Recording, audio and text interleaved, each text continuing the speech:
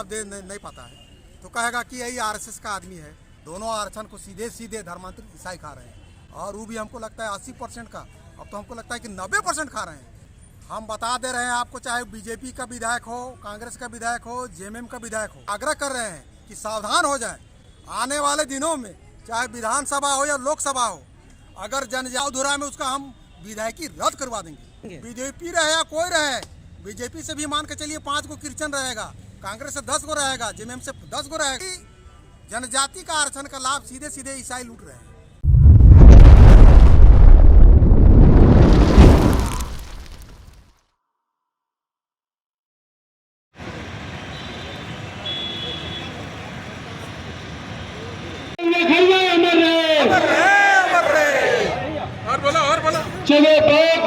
सबसे पहले आपको जोहार, आपके चैनल के माध्यम से आज हम लोग जनजाति सुरक्षा मंच के तत्वावधान में राजभवन के पास 1 दिवसीय धरना सा ज्ञापन का कार्यक्रम था।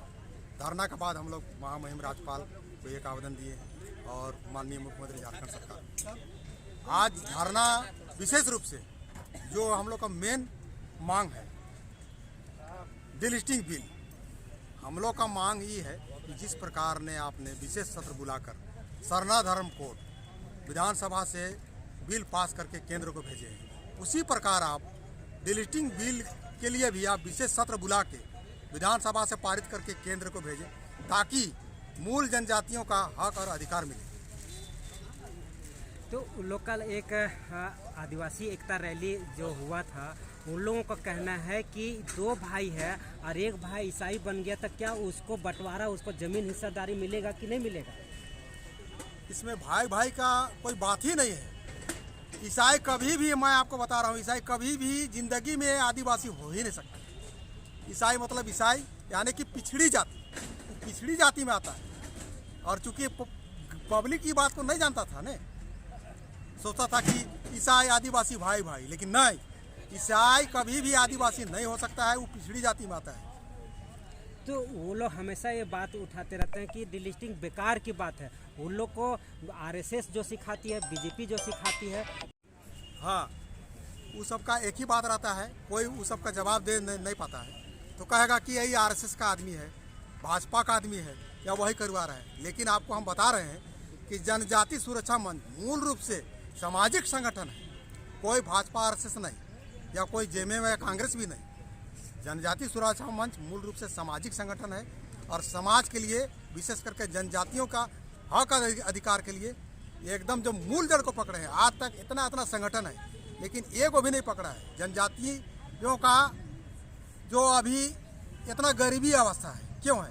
केंद्र सरकार का आरक्षण, राज्य सरकार का आरक्षण, दोनों आरक्षण को सीधे सीधे धर्मांतरित ईसाई खा रहे हैं और वो भी हमको लगता है 80% का, अब तो हमको लगता है कि 90% खा रहे हैं। तो कहाँ से मूल जनजाति का विकास होगा या उसका डेवलपमेंट होगा, हमको बता दीजिए। बीजेपी में बड़ी ऐसे चेहरे हैं जो आदिवासी होते हुए कन्वर्टेड है, क्या उनका डिलिस्टिंग होगा?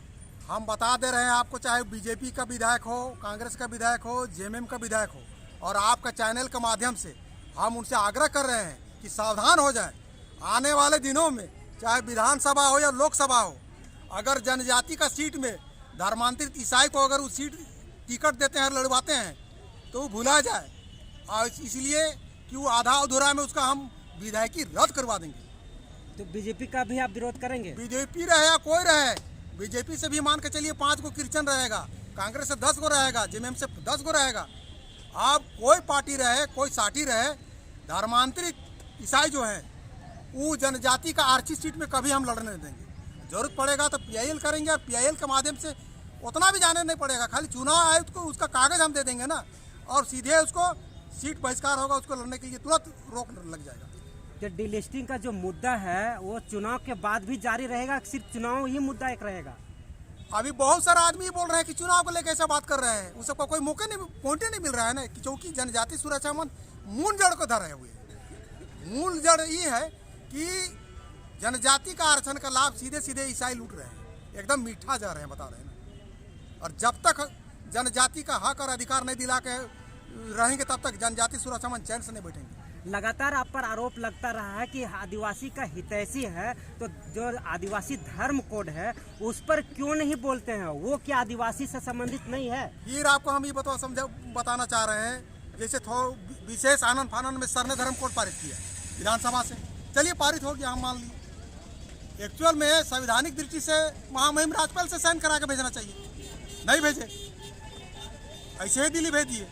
तो मेरा अभी कहना है कि टाइगर दादा जो वर्तमान में मुख्यमंत्री हैं, और हमको पूरा विश्वास है रासरा है, टाइगर दादा आप विशेष सत्र बुलाकर डीलिस्टिंग बिल को विधानसभा से पारित तो करवे कीजिए, और मेरा आग्रह है कि महामहिम से राज्यपाल से साइन करा के भेजिएगा दिल्ली। क्या लगता है, ये आशा है कि हेमंत चंपई सोरेन की सरकार जो नई बनी है आपकी मांग को लेकर के विधानसभा में कैबिनेट बैठा करके ये बिल पास करवाएगी? हमको तो पूरा विश्वास है, ऐसे भी उसको टाइगर नाम से सभी जानते हैं, और नहीं करते हैं तो उसका ये भी हो जाएगा कि भाई जनजाति के प्रति आपका क्या सोच है। लेकिन हमको नहीं लगता है टाइगर दादा, और निश्चित रूप से हमको लगता है कि विशेष सत्र बुला के बिल पास करके भेज देंगे महामहिम से साइन करा के।